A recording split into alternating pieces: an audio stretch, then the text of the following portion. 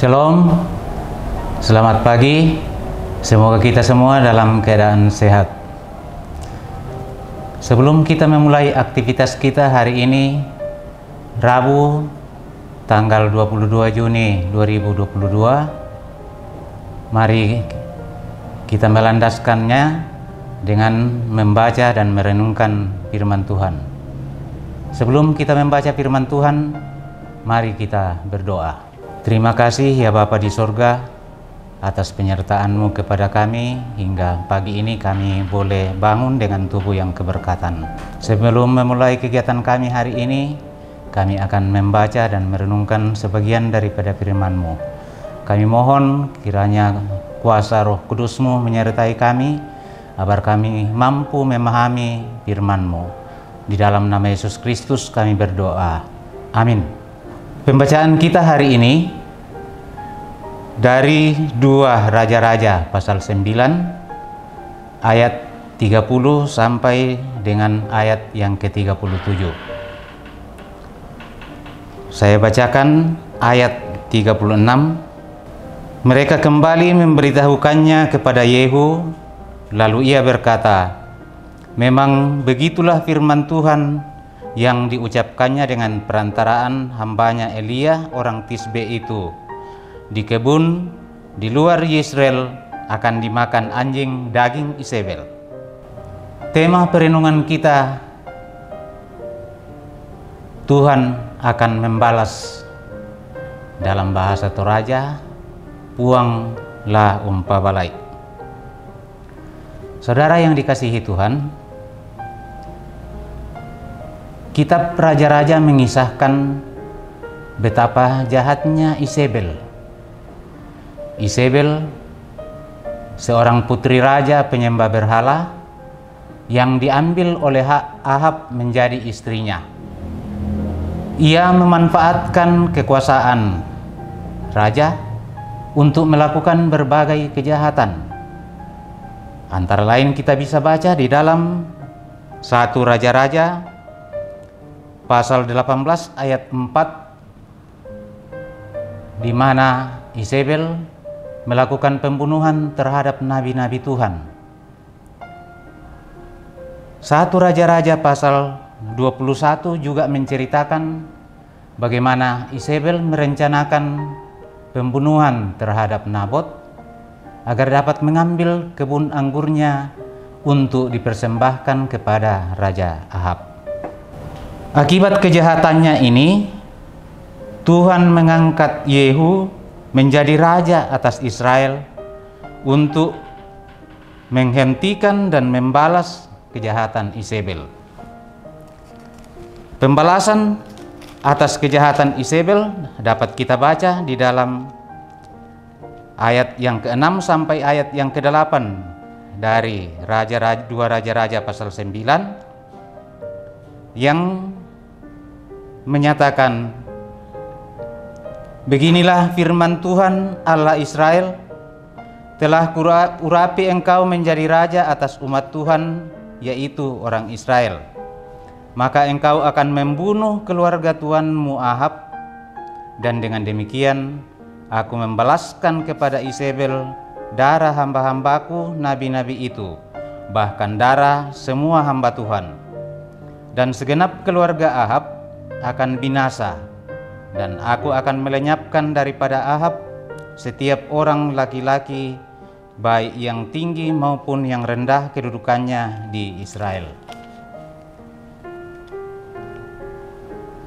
Pembacaan kita menjelaskan bagaimana pembalasan yang dilakukan Tuhan terhadap kejahatan Isabel. Mungkin itu sesuai dengan ungkapan yang sering kita dengar bahwa pembalasan lebih kejam daripada perbuatan. Apa pesan firman Tuhan dari perenungan kita ini? Bahwa Tuhan akan bertindak adil, menghentikan kejahatan, bahkan Tuhan sendiri yang membalaskan kejahatan itu. Pesan firman Tuhan ialah yang pertama, hentikan perilaku jahat yang tidak berkenan kepada Tuhan. Jangan menghakimi sesama, jangan menindas sesama, karena cepat atau lambat Tuhan akan membalas kejahatan kita. Pesan yang kedua ialah bahwa penghakiman itu adalah milik Tuhan. Tuhan yang akan membalaskan kejahatan yang dilakukan orang terhadap kita. Dan yang terakhir ialah bahwa Tuhan menghendaki supaya kita jangan menyembah kepada berhala atau menghambakan diri kepada kekuasaan, sehingga kita dapat melakukan hal-hal yang tidak berkenan kepada Tuhan.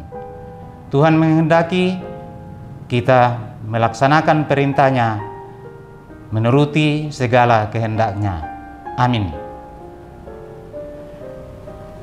Kita akan berdoa untuk saudara-saudara kita yang dalam kelemahan tubuh, saudara-saudara kita yang mengalami kedukaan, saudara-saudara kita yang bersuka cita karena berbagai hal. Mari kita berdoa. Ya Bapa di sorga, kami mengucap syukur oleh karena waktu yang indah Tuhan sudah berikan kepada kami untuk membaca dan merenungkan sebagian daripada firman-Mu. Kami menyadari ketidakmampuan kami ya Bapa, karena itu kami mohon pimpinan Roh Kudus-Mu. Kiranya kami boleh dikuatkan untuk melaksanakan perintah Tuhan di dalam sepanjang kehidupan kami. Ya Bapa di sorga, secara khusus kami berdoa untuk saudara-saudara kami yang dalam kelemahan tubuh. Kami mohon Tuhan berkati segala upaya yang dilakukan untuk penyembuhan, berkati orang-orang yang mengambil bagian di dalam upaya kesembuhan saudara-saudara kami. Kami berdoa untuk yang berduka cita. Kami percaya bahwa Tuhanlah yang akan menghiburkan dan memberikan kekuatan mereka sehingga mereka tidak larut di dalam kedukaan. Kami bersuka cita bersama dengan saudara-saudara kami yang berulang tahun hari ini, maupun saudara-saudara kami yang berhasil di dalam berbagai kegiatan, baik di dalam pekerjaan, pendidikan, maupun di dalam kegiatan lainnya. Tuhan sempurnakan sukacita mereka. Ya Bapa di sorga, kami juga berdoa untuk berbagai kegiatan pelayanan yang dilakukan di jemaat kami, Jemaat Sudiang. Secara khusus, pembangunan gedung gereja yang sering berlangsung, kami mohon Tuhan berkati semua panitia, berkati anggota jemaat, berkati semua yang mengambil bagian di dalam kegiatan pembangunan ini, agar pada saatnya nanti, bila Tuhan berkenan, maka pembangunan ini dapat selesai dengan baik. Ya Bapa di sorga, kami menyerahkan segala aktivitas kami kepada-Mu pada hari ini. Kami mohon Tuhan menyertai kami, memberkati segala kegiatan yang kami lakukan, agar itu dapat menjadi saluran berkat-Mu kepada kami, dan kami boleh melakukan aktivitas kami hanya seturut dengan kehendak Tuhan. Inilah doa dan permohonan kami ya Bapa, kami sampaikan di dalam nama Yesus Kristus Tuhan dan Juru Selamat kami. Amin. Demikian doa pagi hari ini.